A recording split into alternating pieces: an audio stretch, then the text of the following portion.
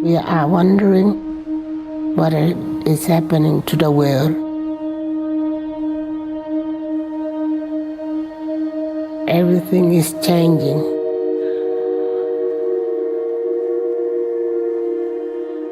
The very idea of human being some sort of natural concept is really going to change.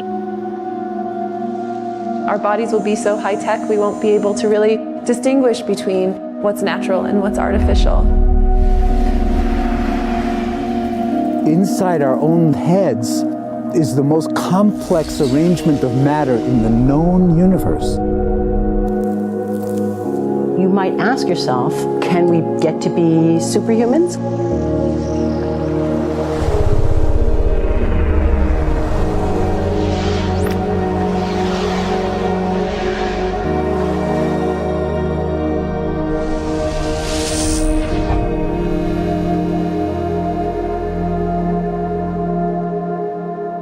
The original Industrial Revolution was driven by the discovery that you could use steam engines to do all kinds of interesting things. But that was followed by additional revolutions for electricity and computers and communications technology.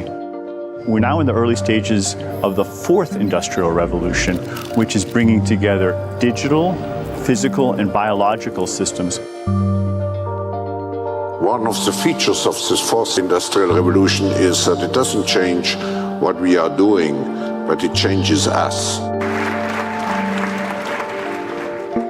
With the ability to visualize brain activity, for example, through a simple consumer-based EEG device, it gives us access to ourselves in ways that we've never before thought possible. It unlocks the black box that is the brain and enables us to really, truly be able to realize an identity that is aspirational. There's now a scientific foundation for the effects of mindfulness on the brain, on the genome, on biological aging. And when the human mind does know itself, then you get the potential for a new renaissance that restructures itself in terms of our relationship to life, our relationship to the planet, our relationship to work. We need a different economic model.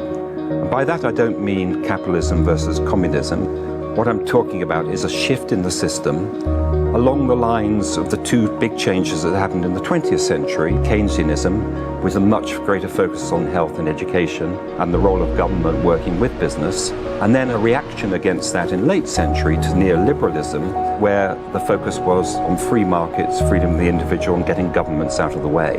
We need a shift to a new system that will allow us to meet the basic needs of every human on the planet, that will live within planetary means, that will be fairer, and that will be focused as its key goal, not on growth per se, but on maximizing human well-being. And history tells us that a values shift is triggered by creation of a new story about how we want to live.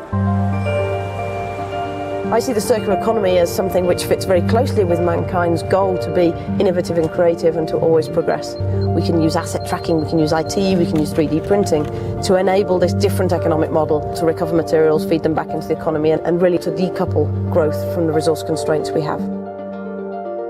The reason we live in cities is not different today than it was 10,000 years ago. Even if we have got networks connecting us, we still want to have places where we meet in person. So this means the place where we work and the place where we live are much closer to each other, a city where we don't need to have big supply chains in order to produce things, where many things can be sourced locally thanks to 3D printing and robotics.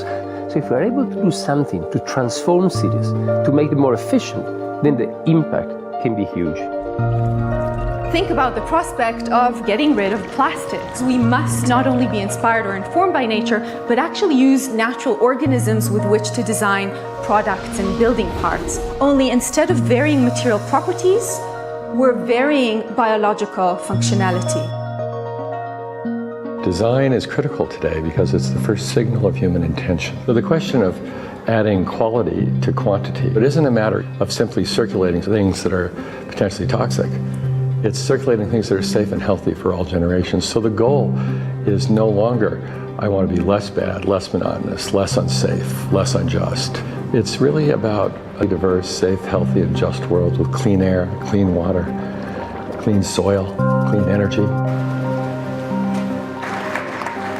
Together we are fighting to preserve our fragile climate from irreversible damage and devastation of unthinkable proportions.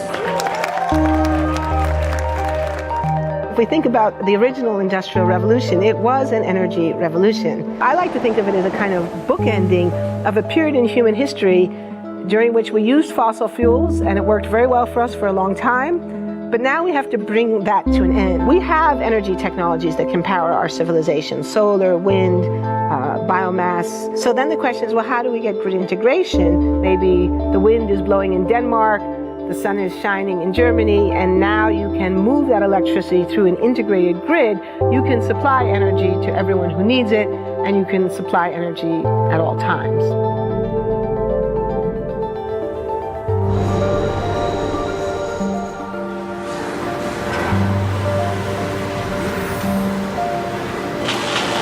Walking around, you do see different stuff as far as like the body marriage line.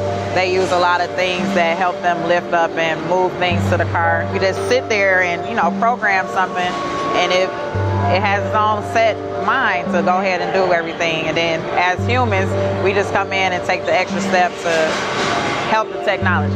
It's not the cure-all for everything. There's definitely a lot of things where people perform the operation better, but certainly for the right applications, robotics are a huge improvement for the process. The prediction of 5 million jobs lost by 2020 to technology is serious, but it's not the main question.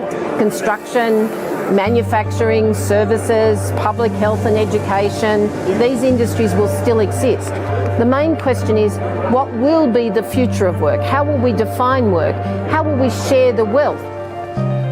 From the viewpoint of the labor or jobs, now we really need new education or new training.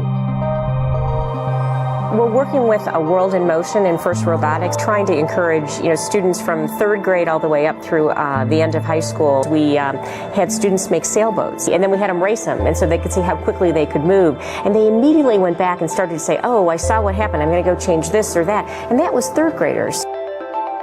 I just given a prize to a kid of 18 years old that has discovered something really very, very unique. Came up with how to get better productivity and better yields for seeds of corn. And so he basically came with the idea that if you would perforate these seeds, you would get more food. And you think about it and say, but he didn't go to university. So how does he get all that knowledge? And he told me, I've been watching YouTube since the age of 12, and I'm so interested that I've seen everything about it. I've read everything about it. The world is really open to learning. The thing is, how do you give the incentive to your kids to do that? It's this ability of digital technology to change outcomes, to truly empower people all over the world that can create a more equitable growth, because I think the world needs that. Fourth industrial revolution has the potential to make inequalities visible and to make them less acceptable in the future, and hopefully to gather and garner political support to take the necessary decision to reduce the gap. Humans have always been using tools, but because of the recent advances in technology, we're beginning to have machines that can augment us in all sorts of interesting ways.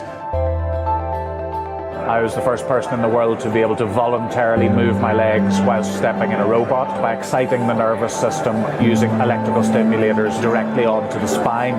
We believe that a cure will be possible if enough of the right people have the will to fast-track a cure for paralysis.